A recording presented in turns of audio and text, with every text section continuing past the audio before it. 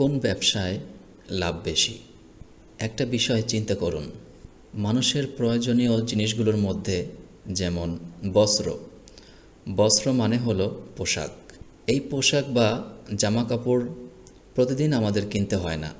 6 মাস বা 1 বছর পরে কিনলেও হয়।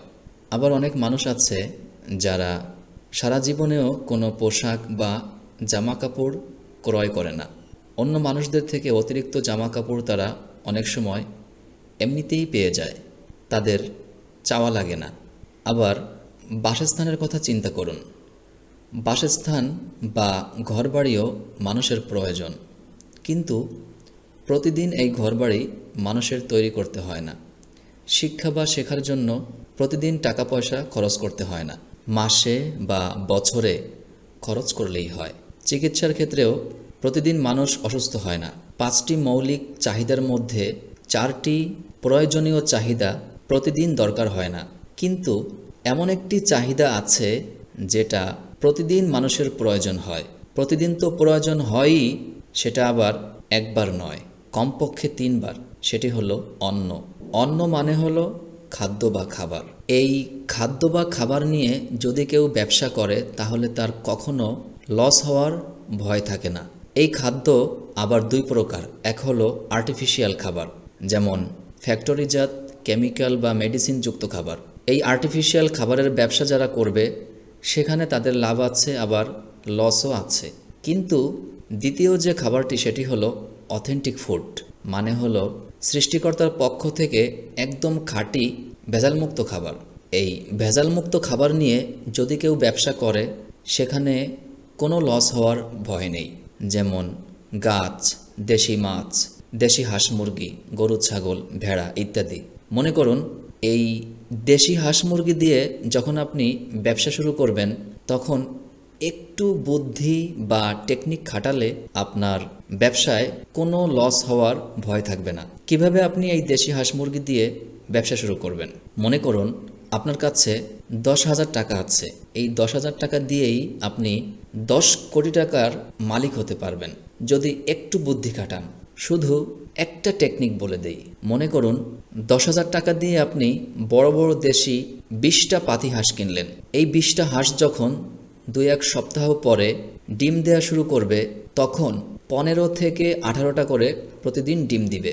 প্রতিদিন যদি 15টি করে ডিম দেয় তাহলে 1 মাসে ডিম দেয় 450টি। 450টি ডিম দিয়ে যদি আপনি 400টি হাঁসের বাচ্চা বা বড় হাঁস তৈরি করতে পারেন তাহলে 2 থেকে 3 মাসের মধ্যে আপনি লাভ করতে পারবেন 2 লক্ষ টাকা। 400টি হাঁসের মধ্যে যদি আপনার 200টি হাঁস মারাও যায় তারপরেও আপনার লাভ থাকে 1 লক্ষ টাকা। 200টি হাঁস দিয়ে যখন আপনি আরও হাঁসের বাচ্চা ফোটাতে পারবেন তখন একটা বড় হাঁস যদি 10টা করে বাচ্চা ফোটায় তাহলে আপনার 2 থেকে 3 মাস পরে লাভ হয় 10 লক্ষ টাকা। এভাবে করে যদি আপনি একটু টেকনিক বা বুদ্ধি খাটিয়ে চলতে পারেন তাহলে খুব অল্প সময়ের মধ্যেই আপনি কোটির ঘরে পৌঁছে যাবেন।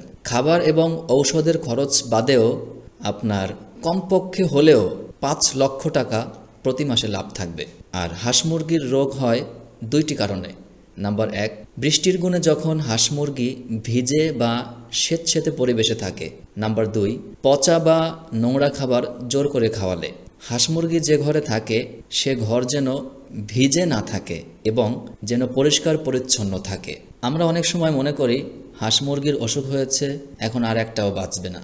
কী কারণে অসুখ হইল এটা আমরা গবেষণা করি না। অথবা হাঁস মুরগির অসুখ হলে কিভাবে এগুলো ঔষধ ছাড়া সুস্থ করা যায় এটা নিয়ে কখনো গবেষণা করি না। হাঁস মুরগি যে ঘরে রাখা হয় ওই ঘরে যে পায়খানা বা ময়লা থাকে সেগুলো পরিষ্কার করার পরে চুলা থেকে ছাই নিয়ে ঘরটাকে শুকনা করে ফেলতে হবে। একটা মানুষ যেরকম সারাক্ষণ ময়লা পানির মধ্যে থাকলে তার যে কোনো ঠান্ডাজনিত রোগ চলে আসতে পারে, ঠিক তেমনি হাঁস মুরগিগুলো যখন ময়লাজনিত ঘরে সারা রাত ঘুমায় তখন তাদের অসুখ হয়। অসুখ হলে পরে কিভাবে এই হাঁস মুরগিগুলো ঔষধ ছাড়া সুস্থ করবেন? প্রথমে হাঁস মুরগিগুলো পরিষ্কার পানি দিয়ে গোসল করিয়ে রোদে বা খরার মধ্যে রাখতে হবে। কিছু সময় রোদে রাখার পরে যখন শুকনা ঝরঝরে হবে তখন ছায়ায় নিয়ে আসতে হবে। যে ঘরে বা খড়ে হাঁস মুরগিগুলো থাকে সেই ঘরে যদি কোনো ব্যাকটেরিয়া জীবাণু থাকে সেটা মেরে ফেলার জন্য আগুনের মশাল জ্বালিয়ে সম্পূর্ণ ঘরটাকে আগুনের ছ্যাঁকা দিতে হবে। আবার খেয়াল রাখতে হবে যেন ঘরে আগুন লেগে না যায়। এই কাজগুলো যত্ন সহকারে করলে দেখবেন একদিনের মধ্যেই আপনার হাঁস মুরগিগুলোর অসুখ ভালো হয়ে যাবে। ফলমূল, চাল ডাল, মাছ তরকারি, পশু পাখি, হাঁস মুরগি এগুলো হলো প্রকৃত খাদ্য বা খাবার। এই অরিজিনাল খাবার নিয়ে যদি কেউ সৎ উপায়ে ব্যবসা করে তাহলে সে খুব অল্প দিনের মধ্যেই ধনী বা একজন সফল মানুষ হিসেবে পরিগণিত হতে পারবে। ভিডিওটি থেকে উপকৃত হলে সাবস্ক্রাইব করতে ভুলবেন না।